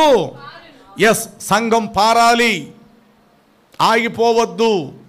ఆగిన నీరుకి సాగే నీరుకి తేడా ఏమైనా ఉందా? నా వైపు చూడండి. ఆగిపోయిన నీరుకి సాగే నీరుకి పారే నీరుకి తేడా ఏమైనా ఉందా? ఉంది. ఆగిపోయిన నీరు కంపు కొడుతుంది, మురుగుడు ఏర్పడుతుంది, లోయగా అగాధంగా మారుతుంది. పారే నీటిలో ఏ జబ్బు లేదు. పారే నీటిలో జలచరములు ఉత్పత్తి అవుతాయి. ఒక గుంటగా తయారైపోతే అక్కడ ఊబిగా ఏర్పడిపోతుంది. అది నీరెప్పుడు ఆగిపోవద్దు. నీరెప్పుడు పారుతూ పారుతూ పారుతూ ఉండాలి. సంఘం కుంటిదై ఆగిపోయేదిగా ఉండద్దు. సంఘం ముందుకు పారేదై ఉండాలి, పారేదై ఉండాలి, పారేదై ఉండాలి. ఎలాంటి పరిస్థితిలోనైనప్పటికీ కూడా సంఘం ముందుకు వెళ్ళాలి, ముందుకు వెళ్ళాలి, ముందుకు వెళ్ళాలి, ముందుకు వెళ్ళాలి. ఎందుకని? ఈ సంఘం దేవుడు తన స్వరక్తమిచ్చి సంపాదించిన సంఘం. మనలో రక్తం ప్రవహిస్తుందా లేదా? చదువుకున్నవారు చెప్పండి. పైనుండి కిందకి, కింద నుండి పైకి, పైనుండి కిందకి, కింద నుండి పైకి గుండె లబ్ది బ్లబ్ది బ్లబ్ది కొట్టుకుంటుందా లేదా? ఒకవేళ మనలో ప్రవహించటం రక్తమే గనక ఆగిపోతే చలనం లేదు. చచ్చిన వారితో మన సమానం. కాబట్టి ఊపిరి లోపలికి వెళ్తుంది, బయటకు వస్తుంది, లోపలికి వెళ్తుంది, బయటకు వస్తుంది, ప్రాణవాయు గాలి. అలాగే రక్తం పైనుండి కిందకి, పైనుండి కిందకి, పైనుండి కిందకి ప్రవహిస్తూ ఉన్నది. సంఘము కూడా పారాలి. సంఘములో ఒక పాయగా, ఒక చిన్న నదిగా జెరూషలేము నుండి 2000 సంవత్సరాల క్రితం ఒక నది పారుకుంటూ భారతదేశానికి వచ్చింది. ఆ నది పేరేమిటి? తోమా. చెప్పండి, ఆ నది పేరేమిటి? తోమా. ఎక్కడ స్టార్ట్ అయింది ఈ నీటి బొగ్గ? జెరూషలేములో స్టార్ట్ అయ్యింది. ఎవరి ద్వారా స్టార్ట్ అయ్యింది? యోహాను సువార్త 7వ అధ్యాయంలో 38వ వచనములో ప్రభు ఈ మాట చెప్తారు. నా యందు విశ్వాసముంచువాడు ఎవడో లేఖనములు చెప్పినట్లు వాని కడుపులో నుండి జీవజల నదులే పారునని మీతో చెప్పుచున్నాను. ఆహా, ఒక నది పారుకుంటూ వచ్చింది. ఒక నది పారుకుంటూ పారుకుంటూ వచ్చి దానికి ఉపనదులు అనేకమైనవి కల్పించి భారత ఉపఖండం, భారతదేశం అంతా కూడా ఈరోజు క్రీస్తు సువార్త అందింది. అంటే ఎక్కడి నుండి బయలుదేరి వచ్చింది? చాలామంది అంటే మిషనరీస్ ద్వారా సువార్త అందిందంటారు. నో, మిషనరీస్కు పూర్వమే వాళ్ళు వచ్చి కాస్త బలపరిచారు అంతే. ప్రపంచానికి భారతదేశంలో మొట్టమొదటి మిషనరీ ఎవరంటే తోమా భక్తుడని మనం చెప్పచ్చు. గుండెల మెచ్చి ధైర్యంగా మరీ చెప్పచ్చు. ఒక నది, ఒక నది, ఒక నది బయలుదేరింది. ఈ నది ఎక్కడి నుంచి బయలుదేరింది? జెరూషలేం. అయితే ఆ నదికి మూలమైన జీవనది ఎక్కడి నుంచి బయలుదేరింది? ఆ జీవనది యేసుక్రీస్తు ప్రభువారు. 46 కీర్తన గ్రంథములో అంటాడు, 46 కీర్తనల గ్రంథములో ఈ మాట 4వ వచనములో ఉంటుంది. ఇదిగో ఒక నది కలదు, దాని కాలువలు యెరూషలేం లేక దేవుని పట్టణములో సర్వోన్నతుని మందిరము యొక్క స్థలములో. ఆ పట్టణమునకు చలనము అంతే. నిరంతరం నిరంతరం నిరంతరం భారతదేశానికి ఒక నదిగా, ఒక నదిగా, ఒక నదిగా పారుకుంటూ ఎన్నో అందులో జలచరములు బ్రతికించేవిగా, ఎన్నో జీవరాశులు బ్రతికో, ఎన్నో వన్యప్రాణులకు, ఎన్నో అడవి మృగాలకు, ఆకాశ పక్షులకు, గాడిదలకు సేద తీర్చినట్లు ఆ భారతదేశానికి 2000 సంవత్సరాల క్రితం వచ్చినటువంటి నది సంఘానికి ఒక పాయగా, ఒక నీటి ఊటగా బయలుదేరి వచ్చింది. ఈరోజు భారతదేశములో ఇన్ని కోట్ల కొలది సంఘాలు, ఇప్పుడు మీ విశాఖపట్నం మొత్తం పోలిస్తే ఎన్ని వందల చర్చి, ఎన్ని వేల చర్చిలు ఉంటాయి. ఒక విశాఖ డిస్ట్రిక్ట్లు ఎన్ని ఉంటాయి. అలాగే ఆంధ్రప్రదేశ్ అనేటువంటి రాష్ట్రములో ఎన్ని వేల లక్షల సంఘాలు ఉంటాయి. అలాగే భారతదేశములో ఉండేటువంటి 29 రాష్ట్రాలలో ఎన్ని లక్షలు లక్షలు లక్షల లక్షల సంఘాలు ఉన్నాయి. వీటన్నిటికీ నీటి ఊట ఎక్కడి నుండి బయలుదేరిందట? జెరూషలేము నుండి తోమా అనే ఒక నది బయలుదేరింది. ఆ నది ద్వారా అనేక ఉపనదులుగా సంతరించుకున్న ఆ నదితో కలిసి ఏకీభవించి ఈరోజు సంఘాలు బయలుదేరినాయి. ఈరోజు సంఘాల నుండి మిషనరీస్ బయలుదేరుతూ ఉన్నారు. సువార్తను అందించటానికి ఎన్నో చోట్ల హతసాక్షులుగా మరణించి పరిచయం చేస్తూ ఉన్నారు. సంఘం ఆగిపోయేది అయి ఉండద్దు. ఎవరు ఉన్నా ఎవరు లేకపోయినా సంఘం ఆగిపోయేది కాదు. సంఘం 365 రోజులు పారేదై ఉండాలి తప్ప ఆగిపోయేదై ఉండవద్దు. ఎవరు ఉన్నా ఎవరు లేకపోయినా ఇక్కడ దేవుని వాక్యం వినిపించబడుతుంది. కాబట్టి ప్రారంభంలో వచ్చినప్పుడు ఇక్కడ అదే దేవుని వాక్యం వినిపించబడింది. ఇప్పుడు కూడా అదే వాక్యం మనకి 365 రోజులు వినబడుతూ ఉంది. ఇప్పుడు నువ్వు చేయవలసింది ఒక బావివి, ఒక నీటి బొట్టువు అనబడిన నీవు సంఘం అనేటువంటి జలధారలతో, సంఘం అనే విస్తారమైన నదితో నీవు కూడా కలిసి ప్రయాణం చేయాలి. అప్పుడు ఆ నది ఏమవుతుంది అని అంటే సార్వత్రిక సంఘం. 69 కీర్తనల 65 కీర్తన 9 వచనములో ఈ మాట ఇలా వ్రాయబడ్డది. నీవు భూమిని దర్శించి దానిని చక్కగా తడుపుచున్నావు, దానికి మహదైశ్వర్యమును నీవు కలుగజేయుచున్నావు. చెప్పండి, ఆ నదికి పేరేటట అంటే ఎవరి సొత్తట? నది దేవుని సొత్తు. సంఘం ఎవరిది? దేవునిది. దేవుని యొక్క చదవమ్మ మాట. దేవుని నది నీళ్లతో నిండిన నదేమిటి, మళ్ళీ నీళ్ళేమిటి? ఎస్, విశ్వాసులతో నింపబడాలి సంఘం. సంఘముతో కలిసి నువ్వు ప్రయాణం చేయాలి. బావిలో ఉన్న గుణం ఒకే చోట నిలకడగా ఉండాలి, ఎదగాలి. ఇది బావి లక్షణం. నది లక్షణం, బావిగా ఉన్న నీవు నదిగా రూపం మార్చుకోవాలి. నది యొక్క అనుభవ స్థాయిలోకి నువ్వు రావాలి. నదితో చేయి కలపాలి. నదితో కలిసి నువ్వు ప్రయాణము చేయాలి. ఎక్కడో పుట్టావు నీవు, అక్కడి నుంచి అలాగలాగా ప్రయాణం చేస్తూ ఎన్నో మలుపులు నీ జీవితానికి ఎదురవుతాయి. ఒక్కొక్క మలుపు ఒక్కొక్క అనుభవము. మలుపు తిరిగే ప్రతి సందర్భంలో మనకు సమస్యలు ఎదురవ్వచ్చుగాక. సమస్యలు ఎదురవుతాయి.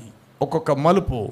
మరణం అనేది మానవ జీవితానికి మలుపే తప్ప మానవ జీవితానికి మరణము ముగింపు కాదు. ఎప్పుడైనా మీరు చూడండి, ఒక తిన్నని నిదానమైన దారిలో ఒక మనుషుడు నడుచుకుంటూ వెళుతున్నాడు. అతని వెనకాతల మనం నడుస్తున్నాం, మన వెనకాల మరో 10 మంది నడుస్తూ ఉన్నారు. మనకు ముందు అతడు ఉన్నాడు, మన వెనకాతల వారికి ముందు మనం ఉన్నాము. అలా నడవగా ముందు నడిచేవాడికి మనం కనబడ్డాం, మన వెనకాతలు ఉన్న వారికి మనం కనబడుతూ ఉన్నాం. అదే దారిలో కాస్త దూరం వెళ్ళేసరికి ఎక్కడో చోట మలుపు వచ్చింది. మలుపు రావడంతో మనకు ముందుగా నడుస్తున్న వ్యక్తి మలుపు తిరిగాడు. ఆ వ్యక్తి మనకు కనబడ్డ ఇంకంతే. మలుపు తిరిగితే కనబడతాడా మనిషి? కనబడ్డు. కానీ అదే దారిలో మనం కూడా వెళుతున్నాం కనుక ఖచ్చితంగా మనం కూడా ఒకరోజు మలుపు తిరుగుతాం. అలాగే మన వెనకాతలు ఉన్న వాళ్ళకి మనం కనబడం, కానీ మన వెనకాతలు ఉన్నవారు కూడా మనతో సరిగ్గా ప్రయాణం చేస్తే కనుక వారు కూడా తప్పనిసరిగా ఆ మలుపు తిరగవలసినదే. అలా మలుపు ఎప్పుడైతే మనం తిరిగామో మనకు ముందుగా వెళ్ళిన వ్యక్తిని మనం కలుసుకోగలుగుతాము. అలాగే మన వెనకాతలో ఉన్నవారు కూడా మనల్ని కలుసుకోగలుగుతారు. ఆ మలుపు తిరిగిన మనల్ని. మరణం మలుపే తప్ప మరణము ముగింపు కాదు. అలాగే జీవిత యాత్రలో దేవుడు మనకు అనేక పాఠాలలో కొన్ని మలుపులు కూడా నేర్పిస్తుంటాడు. శ్రమ యొక్క లోతు, ఆర్థిక పరిస్థితి, సరిచేయబడటము, కొన్ని సందర్భాలు బిడ్డలను కోల్పోయే పరిస్థితి, ఇలాంటి కొన్ని అనుభవాలు వచ్చినప్పుడు ఆ అనుభవాలు మనం బావిలాగా ఎదగాలి. సంఘముతో కలిసి మనము ముందుకు సాగాలే తప్ప ఆగిపోయేటువంటి ప్రయత్నము చెయ్యొద్దు. ఈ నది పేరేమిటట? దేవుని నది. సంఘం ఎవరిదటండి? దేవుడు తన స్వరక్తమిచ్చి సంపాదించిన సంఘం. మరి సంఘము దేవుడిదైనప్పుడు మరి నది అనబడిన సంఘం కూడా ఎవరిదట? ఆ దేవుడిదే. కాబట్టి ఇక్కడ ఈ రూపంతో ఉన్నటువంటి ఈ నది ఒకరోజు ఎక్కడికి వెళ్ళబోతుంది? సంఘం ఎత్తబడి ఎక్కడికి వెళ్తుంది కదా? సంఘం పరలోకానికి వెళుతుంది కదా. ఎత్తబడిన తర్వాత సంఘము యొక్క రూపవర్ణం ఎట్లా ఉండబోతుంది? 22వ అధ్యాయం ప్రకటన గ్రంథం చూడండి. 22వ అధ్యాయం ప్రకటన గ్రంథం తొలి వచనాన్ని చదువుదాము. మరియు స్ఫటికము వలె మెరయచున్నట్టి జీవజలము యొక్క నదిని నేను చూచి తిని. చాలు. ఇప్పుడు అక్కడికి వెళ్ళిన తర్వాత ఈ నదికి ఏం పేరు వచ్చిందటండి? జీవ జలము యొక్క నది. ఎందుకని? దేవుడు జీవ జలమై ఉన్నాడు, దేవుడి నిత్య జీవమై ఉన్నాడు. ఆ నిత్య జీవం అనబడిన దేవుని సన్నిధికి నది పారి వెళ్ళిన తర్వాత ఈ నది అక్కడున్న జీవాన్ని సంతరించుకోవటాన్ని బట్టి ఈ నదికి ఏం పేరు వచ్చింది? భూలోకములో ఉండగా దేవుని నది అని పేరు వచ్చింది. ఓకే. ఇదే నది అనబడిన సంఘం ఎత్తబడి నిత్య జీవానికి వెళ్ళిన తర్వాత అక్కడ ఈ నది ఏ విధంగా మారిందట? స్ఫటికము వలె మెరయుచున్నట్టి జీవజలము యొక్క నదిని నేను చూచి తిని. ఎంత అద్భుతము! కాబట్టి ఒక నదిగా మనం ప్రవహిద్దాము. సమస్యలు వస్తాయి, ఆగిపోయే ప్రయత్నం చేయక జీవితంలో సాగిపో. ఎన్నో ఆటంకాలు వస్తాయి, ఎన్నో అభ్యంతరాలు వస్తాయి. నేను ముందుకు వెళ్ళనీయకుండా చాలే నీ భక్తి ఇంక చాలే చేసావు, కానీ ఏం ఉద్ధరించావు? పోగొట్టుకున్నవన్నీ యేసు యేసు యేసు అని వెళ్ళావు, ఏం సాధించావు? అందరూ దూరం అయిపోయారు నీ ముఖానికి, ఏమున్నదని అన్నట్టుగా పరిస్థితులు అప్పుడప్పుడు మనకి అడ్డు తెరలుగా వస్తుంటాయి. సమస్యను చూసి ఆగిపోవటం కాదు, సమస్యను ఎదుర్కొంటూ ముందు సాగిపోవాలి. బ్రతుకున్న ప్రతి చేప నీటికి ఎదురెళ్తుంది, చచ్చిపోయిన చేప నీరు ఎటుపడితే అటు కొట్టుపోయే చోటు పోతుంది. అది దానిలో జీవం లేదు కాబట్టి ఎదురేదదు. నీళ్ళు ఎలా కొట్టుపోతే అటు అలాగే పోతుంది అదనమాట. ఏ ఒడ్డునన్నా పడతా తీసుకెళ్ళి. కానీ బ్రతికు ఉన్న చేప అయితే కనుక నీటికి ఎదురెళ్తుంది. కాబట్టి ప్రియులారా, ఒకటి నదిగా ఒకటి బావిగా మీరు ఎదగండి సంఘములో. అది నువ్వైనా నేనైనా వాక్యం చెప్పి నేను ఎదగాలి, ఇంకా ఎదగాలి ప్రభువులు, ఇంకా ఎదగాలి. ఎదిగే అనుభవం మనకు కావాలి. ఒక బిడ్డ ఎలాగైతే ఎదుగుతున్నాడో తల్లి గర్భాశయంలో ఎదగాలి, బయటకు వచ్చిన తర్వాత కూడా ఎదగాలి. అలాగుననే దేవుని సహవాసములో అయిన సంఘములో మనం ఎదగాలి. ఎదుగుతూ సంఘముతో ఏకీభవించాలి. నదితో నువ్వు ఇష్టపడాలి, నదితో చేయకలపాలి, నదితో కలవాలి. నీవు నది అనే సంఘముతో కలిసి సంఘం అనే నది ఎటు ప్రయాణం చేస్తుందో అటువైపు నువ్వు ప్రయాణం చేయాలి. ఇందా మీరు చెప్పారు సంఘం ఎక్కడికి వెళుతుంది? చెప్పండి, ఎక్కడికి వెళుతుంది అన్నారు? పరలోకానికి వెళుతుంది అన్నారు. ఇప్పుడు పరలోకం ఎవరో తెలుసా? మహాసముద్రము. చెప్పండి. యొక్క పరలోకం అనేదే మహాసముద్రం. ప్రసంగి గ్రంథము తొలి అధ్యాయము 7వ వచనం చూడండి.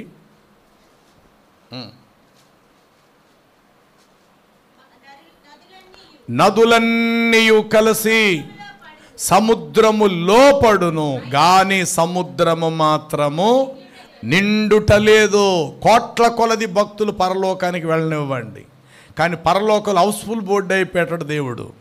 ఫుల్ అయిపోయింది బాబు, ఇంక రాకండ్రా రాకండ్రా రాకండ్రా. ఏమంటే ఒక సినిమా థియేటర్కి పరిమితం ఉంది అంటే ఆ హాల్లోకి ఎంతమంది రావాలో అంతమందికే కెపాసిటీ. ఒక బస్సు ఉంది, రిజర్వేషన్ అయిపోయింది, ఎంతమంది కూర్చోవాలో అంతమంది. ఒక రైలు బోగీలో బెర్తలు ఇంతవరకే కన్ఫామ్.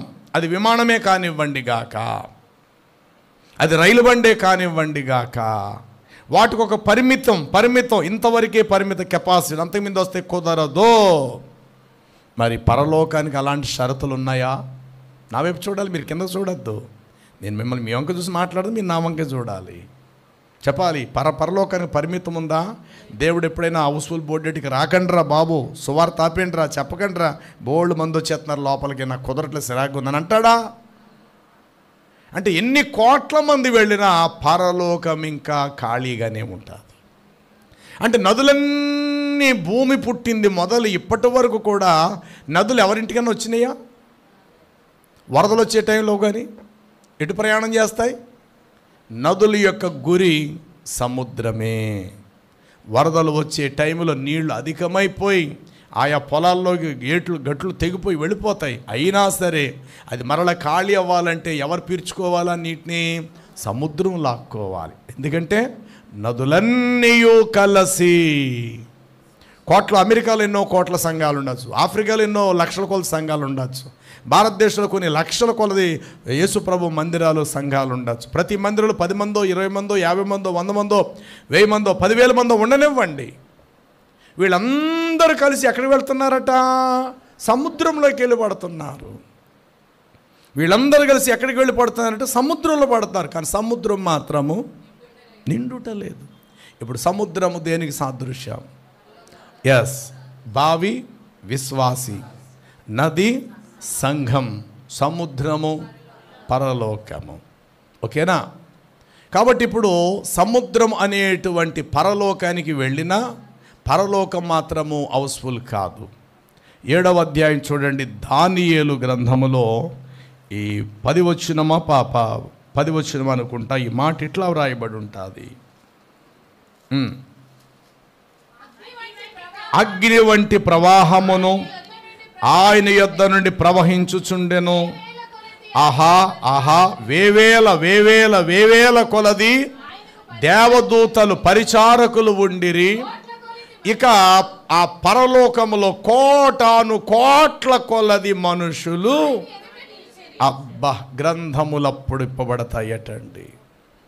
కోట్ల కొలది, లక్షలండి, వేలండి, వందల, ఒకట్ల కాదు సుమా, కోటాను కోట్లు.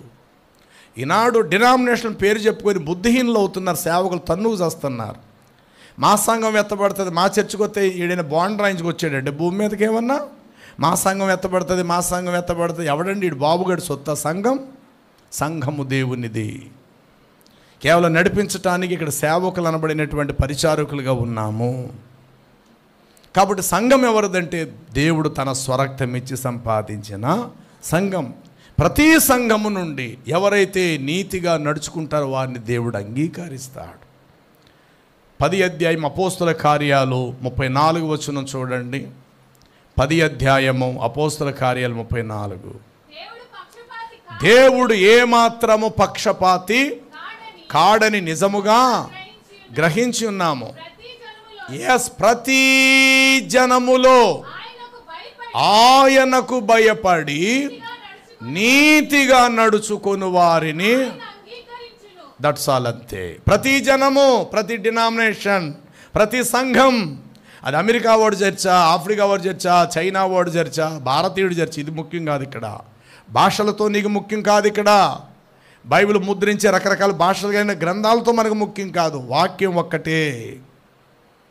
అలాగే దేవుడు తన స్వరక్తి సంపాదించి యావత్ ప్రపంచం అంతట్లో ఉన్న సార్వత్రిక సంఘము ఒకటే. అది బైబిల్ మిషనా, అది పెంటుకోస్తలా, బ్యాప్టిస్టా, సిఎస్ఏ, మెథడిస్టా, అది ఏ సంఘమైనా కానివ్వండి, ప్రతిదానిలో మనుషులు ఉన్నారు. పరిశుద్ధతను కాపాడుకుంటూ నీతిని అనుసరిస్తూ వాక్యోపదేశం బోధించే దేవుని సేవకుల యొక్క మాటలకు మనం లోబడి, చెప్పేవారు పెద్దవారా వయసులో చిన్నవారా అనేది ఇక్కడ మనకు ముఖ్యం కాదు. చెప్పబడుతున్నది దేవుని మాట. చెప్పండి, చెప్పబడుతున్నది దేవుని మాటని నువ్వు స్వీకరించాలి. నీకంటే వయసులో చిన్నవారే చెప్పచ్చు, వయసులో నీకంటే పెద్దవారు ఇక్కడ ఉన్నారు. చాలా వయసులో పెద్దవారు ఉన్నారు, తల్లులు లాంటి వాళ్ళు ఉన్నారు. వాళ్ళ దృష్టిలో నేను కొడుకునే, చిన్నోడ్నే నేను, అయినా నేను చెప్తున్నాను, నా మాట మీరు వినాలంతే. ఎందుకని ఈ మాట నాది మాత్రము కాదు, నా దేవుని మాట. కాబట్టి చెప్పేవారు వయసులో నీకంటే చిన్నవారు ఉండొచ్చు, కానీ వ్రేలెత్తి చూపించక చిన్నోళ్ళు చెప్తే ఏమిటి అన్న మాట ఎప్పుడు అనక. యేసు ప్రభు 12 సంవత్సరాల వయసులో వాక్యం చెప్తున్నప్పుడు శాస్త్రులు పరిచయులు ఆయన బోధకు విస్మయము నొంది ఆశ్చర్యపడిన రాయబడినది. కాబట్టి పెద్దవారు చెప్తేనే దేవుని వాక్యము, చిన్నవారు చెప్తేనే దేవుని వాక్యం అని కాదు. ఇక్కడ పలానా భాషలో మాట్లాడితేనే దేవుని వాక్యం, పలానా భాషలో చెప్పబోతే దేవుని వాక్యం కాదు. ఇక్కడ ఏ దేశంలోనైనా ఏ భాష మాట్లాడువారినా, అది స్త్రీ చెప్పినా వాడు పురుషుడే చెప్పినా, పలకబడుతున్నది మాత్రము దేవుని వాక్యము. కాబట్టి ఆ వాక్యాన్ని ప్రతి జనములో ఆయనకు భయపడి నీతిగా నడుచుకుని వారందరినీ కూడా ఆయన యాక్సెప్ట్ చేస్తాడు, అంగీకరిస్తాడు. ఎందుకంటే ఆయన పక్షపాతి కాడంతే. సరే, ఇప్పుడు వీళ్ళందరూ కలిసి ఎక్కడికి వెళ్తున్నారు? ద హెవెన్, పరలోకం. అక్కడ ఎంతమంది ఉన్నారు? నీ సంఘం ఉందా? నా సంఘం ఉంటుందా? కాదు సుమా. వేవేల కొలది పరిచారకులు ఉండిరి, కోట్ల కొలది మనుషులు ఆయన ఎదుట నిలిచియుండిరి. అందులో నువ్వు ఉంటావు, అందులో నేను ఉంటాను, అందులో నీ సంఘము ఉంటుంది, అందులో నా సంఘం కూడా ఉంటూ ఉన్నది. నదులన్నీయు, సంఘములన్నీయు, నదులన్నీ కలిసి ఎందులో పడునంటే సముద్రములోకి వెళ్ళి పడును. అయినను సముద్రము నిండుటలేదు. కోట్ల కొలది ప్రజలు వెళ్ళనివ్వండి, కోటాను కోట్లు వెళ్ళనివ్వండి, పరలోకం ఫుల్ అయిపోయిందని దేవుడు హౌస్ఫుల్ బోర్డు పెట్టడు బయట. ఎన్ని కోట్ల మంది వెళ్ళినా దేవుని పరలోకంలో మనకు అవకాశం ఉన్నది. చెప్పండి, భావి విశ్వాసి ఏం చేయాలి? విశ్వాసి స్థిరముగా ఉంటూ, ఉన్న చోటిని నిలకడగా ఉంటూ, రోజు రోజుకి దినాభివృద్ధి చెందాలి. ఎదిగే కొలది అనేకులకు సేద తీర్చాలి, ఎదిగే కొలది బరువులు మోయాలి, ఎదిగే కొలది బాధ్యత వహించాలి, ఎదిగే కొలది సంఘం యొక్క యోగక్షేమాలు గుర్తించాలి, సంఘం అవసరతలు ఏంటో గుర్తించాలి. ఎదుగుతున్న పిల్లవాడు అమ్మ నాన్న పని చేయనివ్వడు, అమ్మ నువ్వు వాళ్ళ ఇంట్లో ఉండి నేను చూస్తాను, నేను ఇంట్లో అద్దె కడతాను, నేను చూసుకుంటాను కదా, మీరు ఇంకే పనికి వెళ్ళకండి. ఎప్పుడైతే మీరు నేను చిన్న ఉన్నప్పుడు మీరు పెట్టారు కాదట్లే, మీరు కష్టపడ్డారు, కష్టపడినంతకాలం కష్టపడ్డారు, ఇప్పుడు నేను ఎదిగి పెద్దవాడిని అయ్యాను కాబట్టి ఇంకా మీరు కష్టపడద్దమ్మా, నేను చూసుకుంటాను అని పిల్లవాడు అలాగే చెప్తాడు. తల్లిదండ్రులకు భరోసా ఇస్తే ఆ తల్లిదండ్రులు ఆనందపడుతారు. ఏమే మంచి కొడుకుని కన్నామే, నిజంగా మనల్ని అర్థం చేసుకునే కొడుకు మనకు పుట్టాడు అని ఆ ముసలి దంపతులు, ఆ తల్లిదండ్రులు, ఆ వృద్ధాపులు ఎంత ఆనందిస్తారు ప్రియులారా. కాబట్టి భావి యొక్క గుణం ఒక విశ్వాసి, ఎదుగుదల, బాధ్యత వహించుట, అనేకులకు సేద తీర్చుట. 2 క్రూరమైన మృగాలు వంటి వారికి సంఘం సేద తీర్చేదై అనేకులకు, ఆకాశ పక్షులకు, భూమృగములకును, వన్యప్రాణులకును, కొండ లోయలలో ఎక్కడో నీటి బుగ్గలుగా పుట్టిన ఈ నది పారుతూ పారుతూ పారుతూ సంఘముగా పారుతూ పారుతూ పారుతూ ఎండ్ ఎక్కడవుతుందట? సముద్రములోకి వచ్చి పడుతుంది. కానీ సముద్రం ఏమవటాలేదు. ఒక విషయం గమనించండి, త్రాగే నీరు ఏ రుచి ఉంటుంది? టేస్ట్ కదా, తీపి అని చెప్పండి. ఉదాహరణకు త్రాగే నీరు ఎలా ఉంటుంది? చేదుగా ఉంటే మీరు తాగుతారా? పోనీ సముద్రంలాగా ఉప్పుగా ఉంటే మీరు తాగుతారా? కాబట్టి తీపి అని చెప్పండి. సముద్రం తాగే నీరు ఎలా ఉంటుంది? తీపిగా ఉంటుంది. సముద్రం నీరు ఎలా ఉంటుంది? ఉప్పుగా ఉంటుంది. ఇప్పుడు నది నీరు వెళ్ళి సముద్రంలో పడడంతో సముద్రము యొక్క రుచిని నది సంతరించుకుంటుందా, లేక నది వెళ్ళి సముద్రాన్ని తన దారికి తెచ్చుకుంటుందా? చెప్పండి. సముద్రము యొక్క రుచినే నది సంతరించుకుంటుందేమో తప్ప వందలాది నదులు వెళ్ళి పండేవ్వండి. అలా అని చెప్పేసి సముద్రం మారిపోయి నేను మీ దారికి వచ్చేస్తున్నాను, నేను మీకు తీపిగా మారిపోతాను అని ఎప్పుడు కూడా సముద్రము తీపి నీరుగా మారదు. కానీ సముద్రము లోకమునకు ఉప్పై ఉన్నది. చెప్పండి, ఏమైందట? మీరు లోకమునకు ఉప్పై ఉన్నారు. ఎన్ని నదులు పడనివ్వండి, ఎన్ని సంవత్సరాలు రోజంతా ప్రయాణం చేయనివ్వండి, సముద్రం యొక్క రుచిలోనికి నదులన్నీ మార్పు చెందాలేమో తప్ప నదులన్నీ కలిసి సముద్రాన్ని తన రుచిలోకి మాత్రం ఎప్పటికీ మార్చుకోలేవు. అలాగే పరలోకానికి వెళ్ళిన తర్వాత పరలోక అనుభవమే మనకు కావాలి తప్ప శరీర స్వభావం అంతటితో అంతరించిపోతుంది. ఈ లోకం వైభవములన్నీ కూడా ఒక తీపి కౌర్లతో సమానం. ఆ తీపి నీరే మనం త్రాగుతున్నాం, అదే నీరు ఉప్పుగా ఉంటే మనము తాగలేం. కానీ నది సముద్రంలోకి వెళ్ళిన తర్వాత దాని టేస్ట్ మారిపోతుంది. ఏ రూపం దాల్చుకుంటుందంటే ఉప్పు రూపములోకి నది మార్పు చెందుతున్నది. సరే, ఇప్పుడు సముద్రము యొక్క అంతస్తు పరలోకంలో ఎట్లా ఉండబోతుంది? రండి, ప్రకటన గ్రంథం 4వ అధ్యాయము, ప్రకటన గ్రంథం 6 వచనాన్ని చదువుదాము.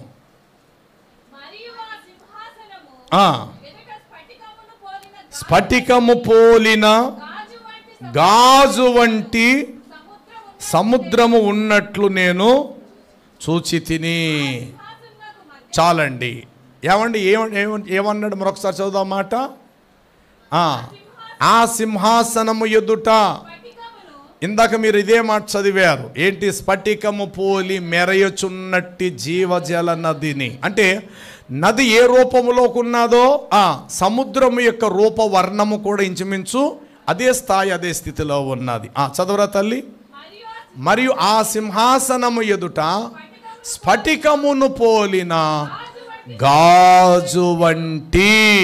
ఏ వంటి గాజు వంటి మెరయచున్నాడు. అందులో ఇంకొక మాట ఉంటుంది చూడండి, 15వ అధ్యాయము, అందులోని ప్రకటన గ్రంథం 2వ వచనము. అగ్నితో కలిసి ఉన్న ఏమంటే అగ్నితో నీళ్ళు ఎక్కడైనా కలుస్తాయా? అయితే అగ్ని ఆరిపోవాలి, లేదా నీళ్ళు ఆవిరైపోవాలి. రెండు కలిసి ప్రయాణం చేస్తాయండి. కానీ అక్కడ మాత్రం ఈ అనుభవం ఉంది. సముద్రం దేనిని కలిసి ఉన్నదట అక్కడికి వెళ్ళిన తర్వాత? అంటే అగ్నితో కలిసి కాపురం చేస్తుంది సముద్రం. ఆ అగ్నియే దహించు అగ్ని దేవుడై ఉన్నాడు. పరలోకం దేవుడిని ఆవరించి ఉంది. పరలోకములో దేవుడున్నాడు. పరలోక మహిమ దేవుని మహిమతో నింపబడినది. కాబట్టి ఆ సముద్రం అట అగ్నితో కలిసిన స్ఫటికపు సముద్రము వంటిది నేను చూచితిని. సంఘం ఎత్తబడిన తర్వాత, పరలోకమని అంతస్తులోకి వెళ్ళిన తర్వాత ఆ పరలోకం ఎలా ఉంటుంది అంటే అగ్నితో కలిసిన సముద్రము. అంటే దేవుని మహిమతో నింపబడిన పరలోక పట్టణము. కాబట్టి ఎన్ని అనుభవాలు దేవుడు మనకు నేర్పిస్తున్నాడు ప్రియులారా. ఇవి నేర్చుకోవటానికి సంఘానికి నువ్వు రావాలి. ఈ మాటలు, ఈ అనుభవాలు బయట ప్రపంచంలో నీకు ఎక్కడ దొరికేవి కావుగాక. ఇవేం చిల్లరి మాటలు కావు. ఇవి నీ ఆత్మీయ జీవితానికి విలువ కట్టేటువంటి మాటలు ఇవి. చెప్పండి, 3 అనుభవాలు. నెంబర్ 1 భావి. అదేం చేస్తుంది? విశ్వాసం. ఏం చేస్తుంది? ఎదుగుదల. సంఘములో మనం ఏం చేయాలి? ఎదగాలి. ఎదిగే కొలది అవసరాలు గుర్తించాలి, బరువులు మోయాలి, బాధ్యత వహించాలి. ఎదుగుదల ఒక విశ్వాసికి సాదృశ్యం.